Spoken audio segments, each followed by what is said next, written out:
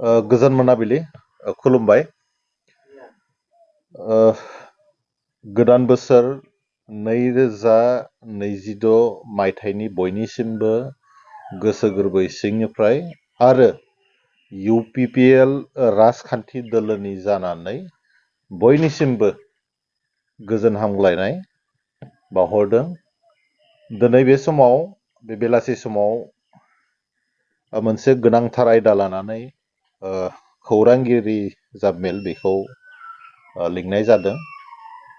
दा थारैनो जों बयबो मोनथिगौ दिनै हाग्रामा महिलारि बिथांनि दैदेननायाव BTR गभर्नमेन्टआ सोलिगासिनो दङ बै समाव।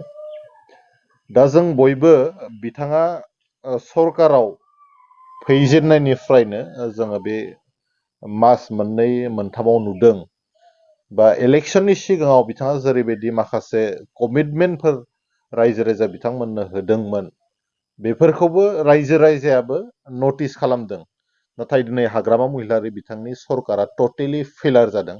मानो फेलार जादों दा बेखौ जोङो नायब्लानो नुगोन। थांनाय हाग्रामा महिलारिनि समाव 17 बोसोरनि खोथाखौथ' जों गोसोखांनो लुबैला, खारन बै समाव गोबां बर'नि इन्टेलेक्सुयेलफोरखौ होसो होसो गावथारनाय मानाय इन्सिडेन्टफ्रा आरो गुबुन हारिजों गले गले दाङाबाजि जाथायफोरा जादोंमोन। बेफोरखौ बयबो मोनथिगौ। 2008नि घटना, 2012नि जाथाय, 2014नि जाथाय। दा बेनि उनावबो बिथाङा फिन खनसेबाव सरकाराव जेथिया दा फैफिनदों, बेयाव जों नुनो मोनदों जे दिनै बिथांनि सामलायनो हायैनि थाखायनो माखासे जाथावनाङै जाथायफ्रा जागासिनो दङ। माब्लाबा ट्रेन लामायाव माने बम मोननाय, माब्लाबा BTC सेक्रेटारियेटआव माने बेफोरबायदि जाथाय जानाय। दा गोबां जुवा, गोबां मेला, दिनै लाइमोनफोरनि केरियारा माने गिख्रंथाव जाबोदों। दिनै उन्दै उन्दै गथ'फ्राबो दिनै जुवा गेलेनो हमफिनबाय। जेराव थांनाय 5 बोसोराव मानाव गेदेर प्रमद बर' बिथांनि सरकारनि समाव जेरैथिंबो बर'फ्रा खर' दैखांनानै थांनानै थानो हानाय मोनसे परिबेसा फैबायमोन। लोगोसे जोंनि जेनेरेसना खोब मोजाङै गोग्गो सोलोंथाइ लानाय आरो गावखौ सुबुं सम्पद हिसाबै दाफुंनायनि थाखाय जि प्रिपेरेसन, जि रोंखा राखा जानांगौ, जि थाग थियारि जानांगौ, बियो जालांनो हमबायमोन। नाथाय बे 2 माह 3 मासाव जों नुबाय जे मानाव गेदेर हाग्रामा महिलारिया फैनानै जेरैबायदि गुलाय गुजाय थासारिखौ खालामनानै लाबाय, लाइमोनफोरनि भबिसतखौ लानानै जेरैबायदि गेलेबाय। दा बियो जोबोद साननो गोनां। रायजो राजा बिथांमोननो जों हगारनानै होदों। जों दिनै पलिटिकेल पार्टिनि स्पक्स पार्सन हिसाबै नङा, दिनै बर' हिसाबै माखासे गोरबोआव नांनाय जोंनि मेलेमाजिखौ सानदांदों।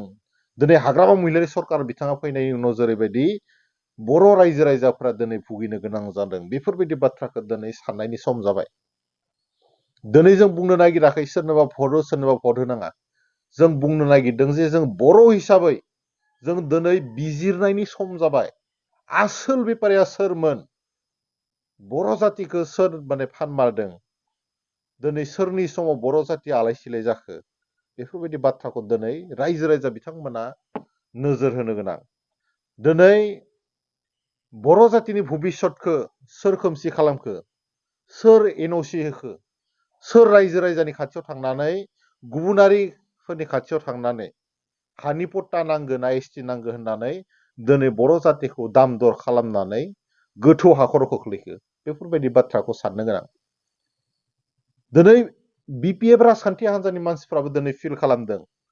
दिनै नोंथांमोना एग्जाम्पल हिसाबै नाय, मानाव गेदेर BTRनि दिनैनि डिपुटि CM रिहन दैमारि बिथाङा गाव हारसिंनो मोनफ्रोमबो बिबानखौ बिथाङा लाजोबनो नागिरो।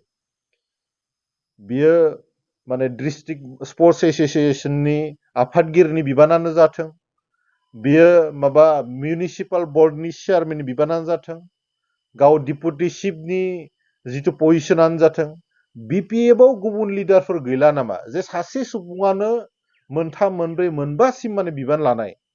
बियो BPFनि कर्मकर्ता, जायफोरा थै गोलोमदै, जायफ्रा सान हर खस्थ' खालामनानै बिपिएफखौ पावाराव लाबोफिनबाय बेफोरबायदि मानसिनि बेवहाय भेलुआ बेसेबां बेफोरनो फोरमायो दिनै बिपिएफआव थानाय जायफोर हार्डकर दिनै खामानि मावग्रा बिथांमोना दिनै सिं सिं माने जोबोद दुखु मोनदों दिनै पावाराव फैनाय लोगो लोगोनो बिथांमोननि जि अरिजिनेल केरेक्टार बिथांमोननि जि पावार लुबि केरेक्टार बेखौ रायजो राजा बिथांमोना दिनै नुबाय रिहुन दैमारिल' नङा दिनै बर' जातिनि थाखाय साननो गोनां बाथ्राया जाबाय माखासे साब डिभिजनेल जि लेन्ड एडभाइजरि बर्ड कमिटि दंमोन बेवहाय बिथांमोना गुबुनारिफोरखौ स्पेस होजोबलाबायनानै जोंनि जा सिक्स सिडिउलनि मर्यादा बा जोंनि आखायाव थाखानाय गोहोखौ बिथांमोना जेरैबायदि गुबुननो लासै लासै हगारनानै बर' जातिखौ धंस खालामनो नागिरदों बे खिन्थु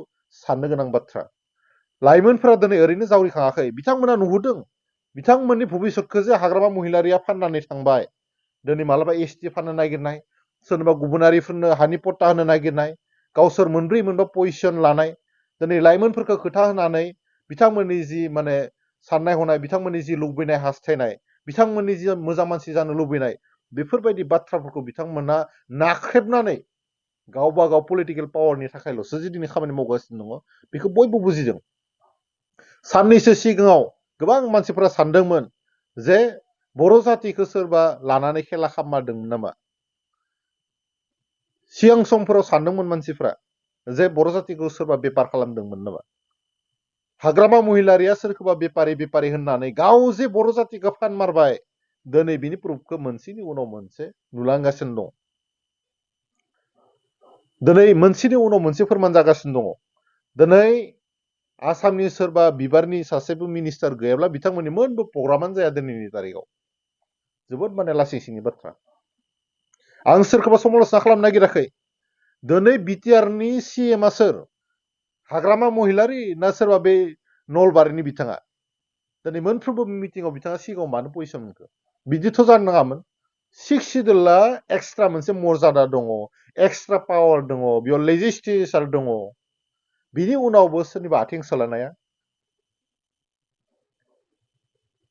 दिनै सोरखौबा बेपारि बुङै सोरखौबा बदनाम खालामै गाव जिथा इलेक्सनाव फैसा लाबोनानै 28टा सिट मोननायनि उनावबो सोरनोबा बिबान होनो गोनां जानाया बे बेसेबांबा लासिं सिं बाथ्रा 28टा मोननायनि उनावथ' जोंबा थानानै सरकार दानायनि खुनु खोथायानो गैयामोन दिनै बर' रायजो राजाया बेखायनो बुजिदों जे बर' जातिखौ बासायनो हाग्रा जे दैदेनगिरि हाग्रामा महिलारि बिथाङा नङा बिथाङा गावनो बुङो गाव सासे सार्थ लबि पलिटिसियान बिथाङा पावारनि थाखाय जायजोंबाबो थानो हायो कुनु नीति आदर्श गैयै सासे दैदेनगिरिया जाबाय हाग्रामा महिलारि बे मानसिया जि बर' जातिखौ बासायनो हाबावगोन बेखौ लानानै बिराद जोबोद गिदिर मोनसे कुइसन मार्क जानानै थाबाय मानो होननानै बुङोब्ला बिथाङा मोनसे समाव सोमावसारदोंमोन बे सोमावसारनाय क्रेडिटखौ बिथाङा मोनगोन बिथाङा बै समाव बिएलटिआव दंमोन नाथाय बिथाङा हारसिं सोमावसारनानै जे बिटिसिखौ लाबोदों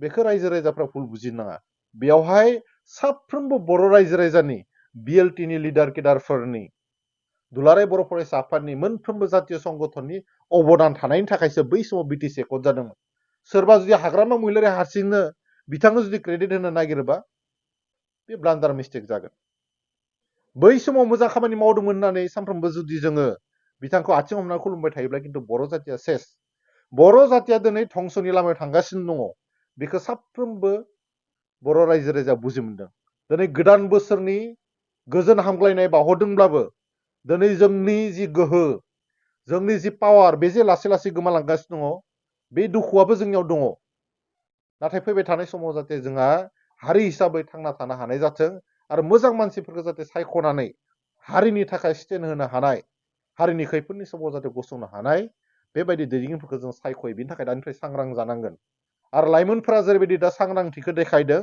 बे भबिष्यतनि थाखाय बे हारि दानायनि थाखाय मोनसे मिजिंखौ जों नुनो हायो जों लाइमोनफोरखौ खावलायदों जाहाथे बिथांमोना कुनु मते बिथांमोना जाहाथे हारिनि बेलायाव कमप्रमाइज खालामा बेखौ जों खावलायदों बिथांमोनखौ जों भायलेन्स खालामनो होआखै नाथाय बिथांमोना जातीयताबादनि बेलायाव बड' नेशनेलिज्म स्पिरिटनि बेलायाव जाहाथे बिथांमोना माब्लाबाबो कमप्रमाइज खालामा मानोना हारिया थांना थाब्लासो जों थांनानै थागोन दा बे खेनाखौनो जों खावलायदों जाहाथे हाग्रामा महिलारि बायदि बेपारिया जोंनि हारिखौ जोंनि भबिष्यतखौ जोंनि भबिष्यत जेनेरेसनखौ जाहाथे धंस' खालामना गालांनो हाया बिनि थाखाय बयबो दिनैनि थारिखआव सांग्रां जानायनि सम जाबाय